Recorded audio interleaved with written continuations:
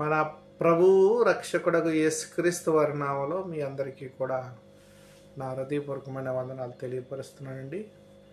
అందరూ కూడా బాగున్నారని తలంచిస్తున్నాను. దేవుడు తన కృపచేత మనందరిని కూడా కాచి కాపాడిన విధానాన్ని బట్టి, మరి ప్రభు నామాన్ని బట్టి కూడి వచ్చిన మీ అందరికీ కూడా మన ప్రభువు రక్షకుడగు యేసుక్రీస్తు వారి నామములో నా హృదయపూర్వకమైన వందనాలు తెలియపరుస్తున్నాను. అందరూ కూడా బాగున్నారని కూడా తలంచుచున్నాను. ముఖ్యంగా ఇలా రావటానికి కారణం కీర్తనలు 69వ అధ్యాయము, కీర్తనల గ్రంథము 69వ అధ్యాయము. మనం యేసుక్రీస్తు ప్రభువారి గురించి ధ్యానిస్తున్నాం. యేసుక్రీస్తు ప్రభువారు 69వ కీర్తనలో ఎలా మాట్లాడారండి అని అంటారు. అంటే ఇందులో ఉన్న మాటలో ప్రభువే దేవాతి దేవునితో మాట్లాడుతున్న ఈ సందర్భం. వాళ్ళు ముగ్గురై ఉండి ఒక్క దేవుడు అయి ఉన్నారు. తండ్రి, కుమార, పరిశుద్ధాత్మ. ఈ ముగ్గురును ఒక్కరై ఉన్నారు. అందుకని తన ప్రియ కుమారుని భూలోకంలోకి పంపిస్తూ ఆ ప్రియ కుమారుని ద్వారా మనకి నిత్య జీవము, పరిశుద్ధతను ఇవ్వాలని ఆశ. కాబట్టి ఇక్కడ గమనించినట్లయితే 25వ వచనం కానించి 30 వరకు కూడా చదువుకున్నాం. 69వ కీర్తనలు, 69వ అధ్యాయము కీర్తనలు, సంకీర్తన. ఇప్పుడు 30 వచనం కానించి 35 వరకు చదువుకుందాం. 30 వచనం చదువుతున్నాను. కీర్తనలతో నేను దేవుని నామమును స్తుతించెదను, కృతజ్ఞస్తుతులతో నేను ఆయనను గణపరచెదను. 31. ఎద్దు కంటెను కొమ్ములను డెక్కములను గల కోడి కంటెను అది యెహోవాకు ప్రీతికరము. బాధపడువారు దాన్ని చూచి సంతోషించుదురు. దేవుని వెతికి వారులారా మీ ప్రాణము తెప్పరిల్లును గాక. 33వ వచనం. యెహోవా దరిద్రుల మొర ఆలకించేవాడు, ఖైదుల్లో నుంచబడిన తన వారిని ఆయన తృణీకరించేవాడు కాడు. ఖైదుల్లో అంటే అప్పటికే ఈ కీర్తన రాసినప్పటికే ఇంచుమించు ఫస్ట్ అషూరు దాడి, తర్వాత బబులోను దాడి. ఇలాగా దేవుడు మాట వినకపోతే దేవుడు తన ప్రజలైన ఇశ్రాయేలు ప్రజల్ని శత్రువులను పంపించటం, మళ్ళీ నీ మాట అంటాం ప్రభు అన్నప్పటికీ మళ్ళీ శాంతి చూపించటం, మళ్ళీ మాట అనకపోతే మళ్ళీ శత్రువుల్ని పంపించటం, ఇదంతా కూడా మనము చూస్తున్నాం. తర్వాత 34వ వచనం. భూఆకాశంలో ఆయనను స్తుతించునుగాక, సముద్రములను వాటి యందు సంచరించు సమస్తము ఆయనను స్తుతించునుగాక. 35. దేవుడు సియోనును రక్షించును, ఆయన యోధా పట్టణములను కట్టించును, జనులు అక్కడ నివసించుదురు, అది వారి వశమగును. దేవుడు సియోనును రక్షించును, ఆయన యోధా పట్టణములను కట్టించును, జనులు అక్కడ నివసించుదురు, అది వారి వశమగును.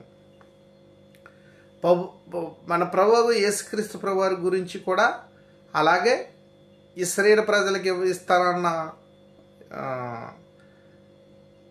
సియోను, అది కూడా మనం 2 దిమిక ప్రవచనాలు కూడా ఇక్కడ మనం చూడాలి. 36ను తర్వాత 36 కూడా చదివేసుకుందాం, ఒకటే ఉంది కాబట్టి. ఆయన సేవకుల సంతానము దానిని స్వతంత్రించుకును, ఆయన నామము ప్రేమించువారు అందులో నివసించుదురు. ఆయన నామం అంటే యేసు క్రీస్తు ప్రభువారు నామములోనికి, తండ్రి, కుమార, పరిశుద్ధాత్మ నామములోనికి మనం గమనించాలి. ఇక్కడ యేసు ప్రభు గారిని ఎలా అర్థం చేసుకోవాలి? 69వ అధ్యాయం సంకీర్తన 30 కానించి 36 వచనం వరకు కూడా మనం చదువుకున్నాం కదా. కీర్తనలతో నేను దేవుని నామమును స్తుతించుదును. నేననే పదం ఉంది కదా, యేసు ప్రభు గారిని ఇక్కడ మనం తండ్రి అయిన దేవునితో మాట్లాడుతున్నట్లు మనము ఈ పదాలు మనం తీసుకోవచ్చు. కృతజ్ఞతలతో నేను ఆయనను గణపరచు. తండ్రి అయిన దేవునితో గణపరుస్తున్నారు యేసు ప్రభు గారు.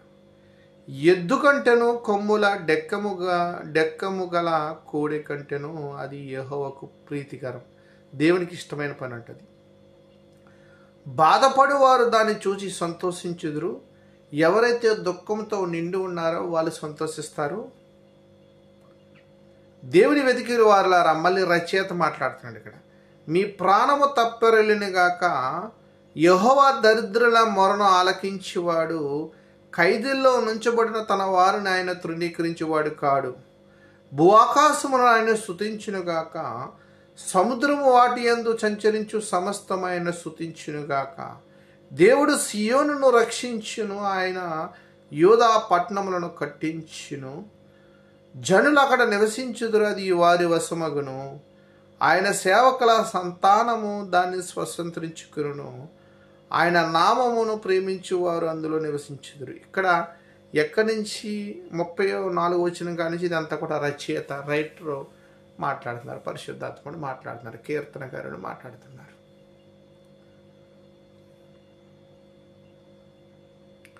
30 వచనమే యేసుప్రభు గారు, ఆ 2 30, 31, 32 కూడా యేసుప్రభు గారికి మనం అర్థం చేసుకోవచ్చు. యేసుప్రభు గారు మాట్లాడుతున్నారని దేవాతి దేవునితో.